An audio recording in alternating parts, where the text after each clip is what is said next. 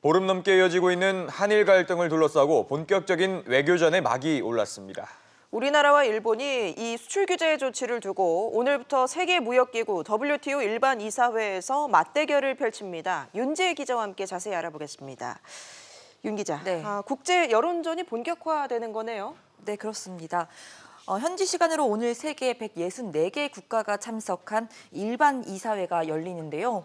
일반 이사회는 2년마다 열리는 이 강요 회의를 제외하고 WTO 최고 의사 결정 기관입니다. 특히 이번 논의는 우리나라 요청으로 마련이 됐는데 전체 14개 의제 가운데 11번째로 논의가 될 예정입니다. 우리 시간으로는 오늘 밤 늦게 논의가 될 것으로 보이는데 아무래도 국제사회의 공감대를 얻기 위한 총력전이 펼쳐질 것으로 예상이 되고 있습니다. 네, 이례적으로 고위급 인사를 이제 필두로 한 우리 대표단이 WTO가 열리게 될 이 스위스 제네바에서 지금 출국을 한 상황인 거죠? 네, 맞습니다. 우리 측에선 김승호 산업부 신통상 질서 전략실장이 수석 대표로 참석을 했는데요. 김 실장은 최근 WTO 한일 수산물 분쟁 상소기구 심리에서 최종 승소를 이끌어낸 인사죠. 어제 출국 장면 직접 보시겠습니다. 예. 제가 곰곰이 생각을 해서 아주 쉬운 단어로 한 번에 무너뜨릴 수 있는 논리를 생각하겠습니다. 예, 여러 가지 발표할 사항을 짐작을 해서 거기에 맞게 저희의 논리를 수집을 해놓았습니다. 또 여기에 유명희 산업통상자원부 통상교섭본부장도 오늘부터 오는 27일까지 미국을 방문할 예정입니다. 유 본부장은 미국의 지지와 중재를 이끌어내기 위해서 트럼프 행정부 통상과 경제 라인과 상하원 의원 등 주요 인사를 만날 것으로 알려졌습니다. 네, 이런 가운데 볼턴 미국 백악관 보좌관이 어제 일본을 방문했고 오늘은 우리나라를 찾죠. 네, 맞습니다. 존 볼턴 국가안보 보좌관이 어제 일본에서 고노다로 외무상과 회담을 가진 데 이어서 오늘 한국을 방문해서 1박 2일 일정을 갖습니다. 우리나라에선 정의용 청와대 국가안보실장과 강경화 외교부 장관, 그리고 정경두 국방부 장관 등과 함께 만날 예정인데요.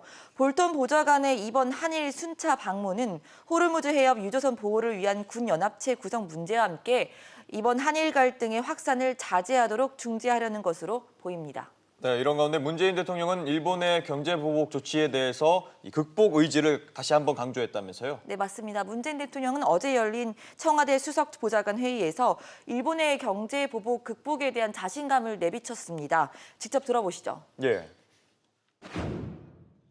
정부와 대중소기업이 함께 비상한 지원 협력 체계를 갖추어야 한다는 것을 강조합니다.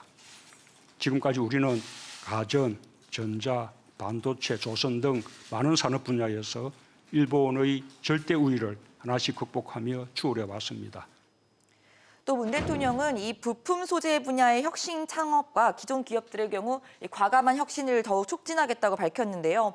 수입처 다변화와 함께 이 국산화를 통해서 일본에 맞서겠다는 기존 중장기 대책을 다시 한번 확인한 걸로 보입니다. 네, 이 핵심 소재 연구개발에 대한 정부의 지원책도 나왔잖아요. 네, 맞습니다. 정부는 기업들이 이 국산화를 위한 연구개발에 나선 기업들에 대해서 최장 3개월의 특별 연장 근로를 허용하기로 했습니다. 이재갑 고용노동부 장관은 일본의 수출 규제가 사회적 재난에 준하는 사고라면서 현행 주 52시간인 법정 노동시간 제한의 예외를 인정해주기로 한 건데요. 이와 함께 당정은 이번 주 나올 세제 개편안에 핵심 소재와 이 기술 관련 R&D 비용에 대해서 세액공제를 한층 더 확대해주기로 했습니다. 한마디로 일본의 수출 규제와 경기 둔화 우려가 커지면서 정책적 지원을 대폭 강화하는 한편 투자를 촉진하고 또 경제 보복에 따른 피해를 최소화하기 위한 이런 일환들로 보입니다. 네, 알겠습니다. 윤 기자에게 잘 들었습니다.